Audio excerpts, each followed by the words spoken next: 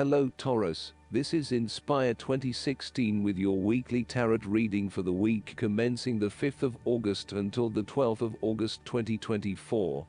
The first card for you is representing, how do you feel about yourself? Your card is the King of Cups. You are emotionally balanced and control. You have a very deep understanding of your feelings and emotions, and are able to connect with this when necessary. As you deal with some of the scenarios that life throws at you, draw on this deep emotional maturity to help you navigate these challenges. Also, know that this is an incredible gift you have, and be open to sharing your emotional stability and calm approach with others. If you are facing challenges, then the King of Cups is an indication that you must create balance in the realm of the emotions. The King of Cups represents compassion, one of the most powerful and beautiful qualities of the human spirit.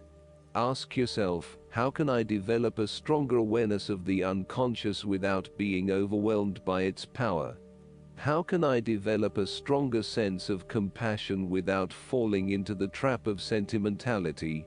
The King of Cups encourages you to be considerate in your dealings with others, and as you counsel others, you may need to understand why strong feelings have surfaced and how to best cope with them. It is important that you do not repress emotions, but instead explore them with an open heart and an open mind. The second card for you is representing, what do you want most right now? Your card is the Six of Swords. What do you want most right now is to make a regretful transition, as a likely result of the decisions you make. You know that in order to move forward, you must leave something important behind, and while you do this with some regret, you know that in the long term it is the best option for you. There are times when you will be forced to let go of something to which you have been attached, and the process of letting go is often quite challenging. However, the sadness of your loss will soon be replaced by greater clarity, bringing about a renewed acceptance of change. Do not be afraid to let go of whatever it is that is holding you in the present or the past. Instead, look to your future and choose the best option that has the greatest long-term potential. There are going to be some hard decisions and some compromises that you will need to make, but this is ultimately a rite of passage that will take you into a new phase of your life. You need to realize that you are now headed towards a much better position in life. You have endured, or are currently enduring, a difficult life transition, but as a result, you will be more able to deal with what may come. Do not dwell on the past or what you have left behind. Instead, use this as an opportunity for changing your beliefs about yourself, moving away from whom you used to be, and towards whom you really want to be. Sometimes the only way to solve life's problems is to leave them behind you and go somewhere new to start over. While it may feel as though you are giving up or being a coward, escape is often the only approach left when all others have failed. The important thing now is that you chart a new course that will lead to greater happiness and joy. The Six of Swords also shows the need to draw upon a state of mental clarity, logic and objectivity, in order to examine where you have been and where you are going.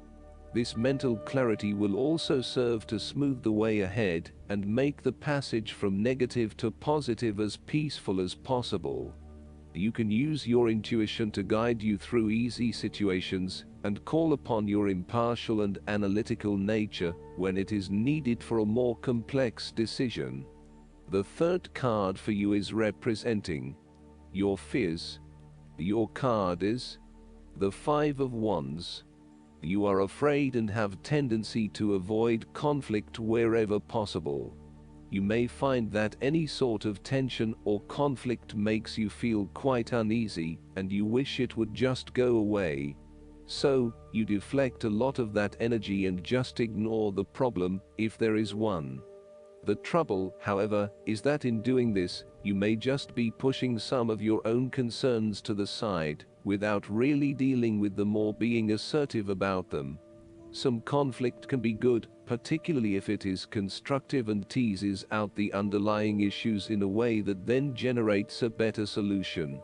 Consider whether always avoiding conflict is the best way to go, or if you are finding yourself just compromising on what is important to you. You are no longer up against so much competition and can just be. On more personal level, you have worked through your anger and hostility, and you feel more secure in your relationships. You do not have to constantly prove yourself anymore. There is a realization that you do indeed need focus to achieve your goals. You have come through a period of scattered thought and random ideas, only to find yourself in the same place you were when you started. You now acknowledge that if you are to progress your goals further, you must focus your attention on your key priorities and stay committed to your goal without considering even more possibilities or opportunities. The fourth card for you is representing what is going for you.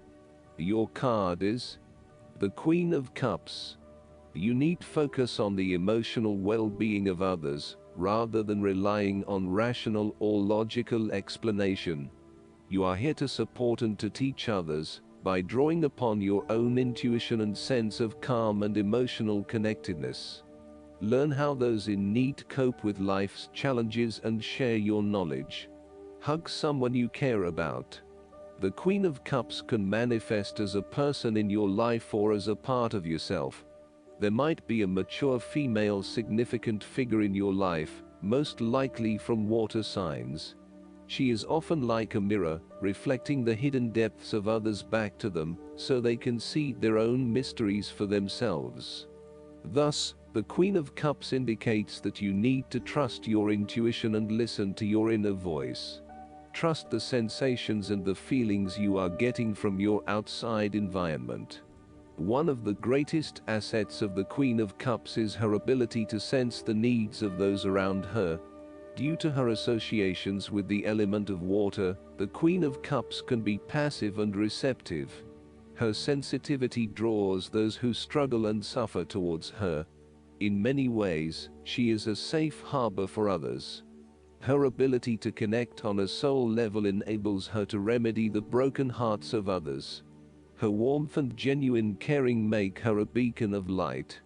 Because she is so responsive to the feelings of others, the Queen of Cups must constantly uphold her boundaries between herself and others. If not properly protected, the Queen of Cups can lose her own sense of self. This is her greatest vulnerability. The fifth card for you is representing what is going against you. Your card is the Nine of Wands. You may be afraid and hesitant to make a long-term commitment. You may be feeling as if life is all work and no play, and you may feel overcome by responsibilities or a lack of support from those around you. You may also be lacking the necessary resources, such as finances, skills, or time, in order to deal with the challenges head-on. As such, you are hesitant to make any commitments in fear that your responsibilities will become all too much. You may also be more inclined to be a little on edge and on the defensive. The boundaries you have set around yourself are now becoming your cage, locking you into your old habits and behaviors. Be careful of dwelling on past frustrations and grievances. Just try to let go. You need to be mindful not to make assumptions or hasty judgments. Lighten up a little and return to the Eight of Wands, where you take life as it comes in all its various forms. Go with the flow and release yourself of the pressures you are feeling. A holiday or a break might do you some good, where you can re-energize and rejuvenate yourself. Sometimes, the Nine of Wands can indicate extreme paranoia or even schizophrenia. You may feel as though you are constantly under attack or are being watched. Oftentimes, this is indicative of a fear from within, rather than an actual external threat. Counseling or psychological help is advised.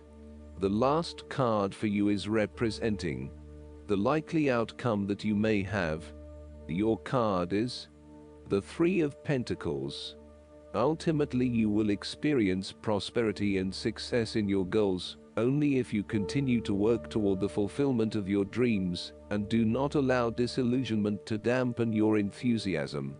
You need to do work that is satisfying to you and that you can be truly proud of. What new beginnings are you experiencing in the material realm? Is there some project or creative venture you have been putting off because of fear of failure? The Three of Pentacles indicates that dreams can be made real with persistence, determination, and effort. The Three of Pentacles may also suggest that you need help to complete your work and can draw on the knowledge and experience of others. It may be beneficial to share your work with a partner, but only if they are as conscientious as you. At the core of the Three of Pentacles is the notion of teamwork and collaboration.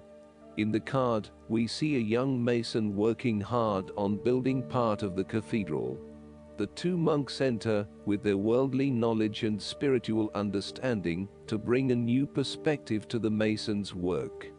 Even though their backgrounds, experience levels and knowledge is very different, they are able to come together to share their expertise in a way that creates synergy and improved results.